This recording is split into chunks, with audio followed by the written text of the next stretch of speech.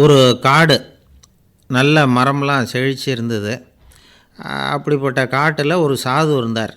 அவர் எப்படின்னா எப்போவும் ஒரு மரத்தடியில் உட்காந்துருப்பார். ஏன்னா அவருடைய இருப்பிடமே அதுதான். அவர் என்ன பண்ணுவார், 3 கல் வச்சுருந்தார். செங்கல் மாதிரி இருக்கும், ஆனால் அதை விட கொஞ்சம் பெருசாக இருக்கும். எதுக்கு அந்த 3 கல்லுன்னா அதுதான் அவருடைய படுக்கை.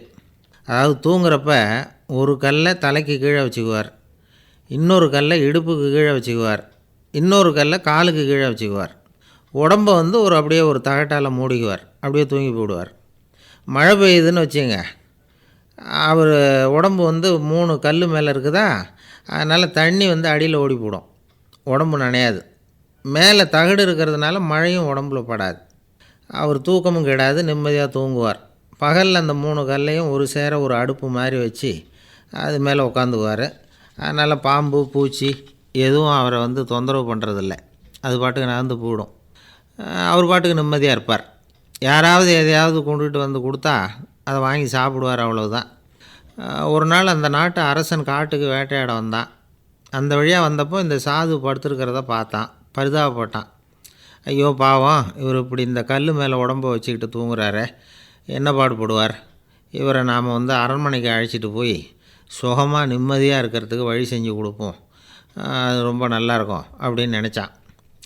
அப்படி நினச்சிக்கிட்டே அரண்மனைக்கு வந்துட்டான். அதுக்கப்புறம் ஒரு பல்லக்கையும் 2 சேவகர்களையும் காட்டுக்கு அனுப்பி அந்த சாதுவை மெதுவாக இங்கே அழைச்சிட்டு வந்துடுங்க அப்படின்னு சொல்லி அனுப்பி வச்சான்.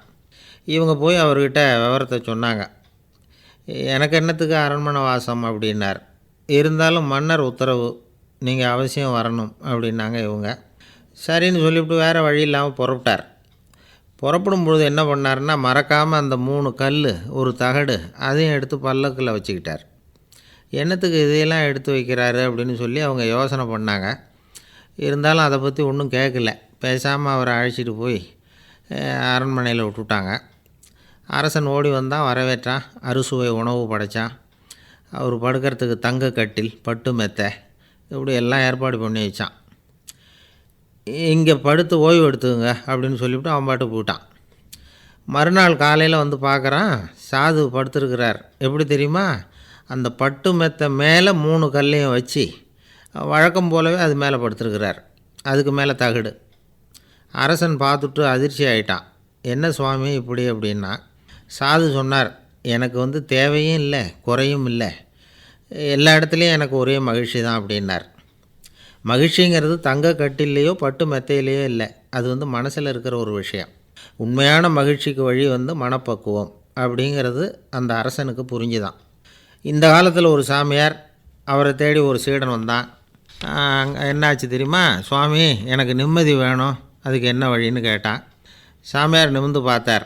அப்புறம் சொன்னார், நீ ஏகப்பட்ட பேர்கிட்ட கடன் வாங்கியிருக்கிற, அதையெல்லாம் திருப்பி கொடுத்தா தான் உனக்கு நிம்மதி கிடைக்கும்னார். இவனுக்கு ஆச்சரியம். அது எப்படி சாமி, அவ்வளவு கரெக்டாக நான் கடன் வாங்கினதை கண்டுபிடிச்சிங்க அப்படின்னா, உனக்கு கடன் கொடுத்து சாமியாராக போனதே நான் தான்ப்பா, அதனால தான் இந்த கதிக்கு வந்தேன். என்கிட்டயே நிம்மதிக்கு வழி கேட்குறியே, அதுதான்டா வேதனை அப்படின்னாராம் அவர்.